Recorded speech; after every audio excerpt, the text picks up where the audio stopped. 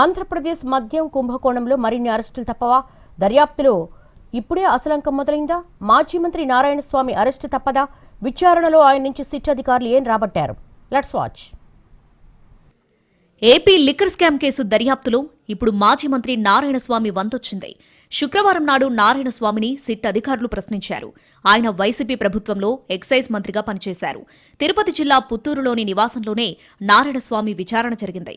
కొత్త excise policy రూపకల్పన, మార్పులు చేర్పులు, మద్యం ఆర్డర్స్లో ఆన్లైన్ విధానం తీసేసి మాన్యువల్ విధానాన్ని తీసుకురావడంపై నారాయణస్వామిని ప్రశ్నించారు సిట్ అధికారులు.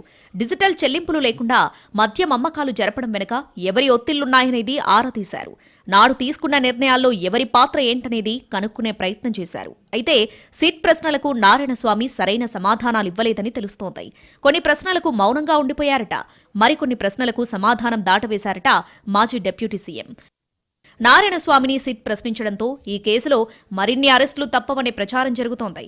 విచారణకు రావాలని సిట్ అధికారులు నోటీసులు ఇచ్చినప్పటికీ నారాయణస్వామి పట్టించుకోలేదు. తనకు ఆరోగ్యం బాగోలేదని చెబుతూ వచ్చారు. ఎన్నిసార్లు నోటీసులిచ్చినా మాజీ మంత్రి పట్టించుకోకపోవడంతో సిట్ అధికారులు నేరుగా ఆయన ఇంటికి వెళ్లారు. విచారణకు సహకరించినందుకు ఆయన్ని అరెస్ట్ చేస్తారని అందరూ అనుకున్నారు. కానీ సిట్ అధికారులు విచారణతో సరిపెట్టారు. సిట్ అడిగిన అన్ని వివరాలను ఇచ్చినట్లుగా తెలుస్తోంది. కేసులో ఇప్పటిదాకా నారాయణస్వామిని నిందితుడిగా చేర్చలేదు. ఆయనకు ఏ విధంగా డబ్బులందాయన్న ఆధారాలు లభించకపోవడంతో సాక్షిగానే పరిగణిస్తున్నారు. సిట్ విచారణలో సంచలన విషయాలు బయటపెట్టారట నారాయణస్వామి. ఏపీ బ్యావరేజెస్ కార్పొరేషన్లో అధికారులను నియమించడంలో తన పాత్ర ఏమీ లేదని చెప్పినట్టు తెలుస్తోంది. సిట్ అధికారులు అడిగిన ప్రతి ప్రశ్నకు తన మాట వినేవారు అక్కడ ఎవరంటూ చెప్పుకొచ్చారట. తన మాటలను ఏ అధికారి వినలేదన్న నారాయణస్వామి సిట్ అధికారులు సేకరించిన ఆధారాలను ముందుపెట్టి ప్రశ్నించడంతో నీళ్లు నమిలారట. రాజ్ కేసిరెడ్డి సహా ఇతర నిందితులిచ్చిన సమాచారాన్ని నారాయణస్వామి ముందుపెట్టి ప్రశ్నలడిగారు. మరోసారి ప్రశ్నిస్తే మరిన్ని విషయాలు బయటకొచ్చే అవకాశం ఉందంటున్నారు అధికారులు. అందుకోసం నోటీసులు కూడా ఇచ్చినట్టు తెలుస్తోంది.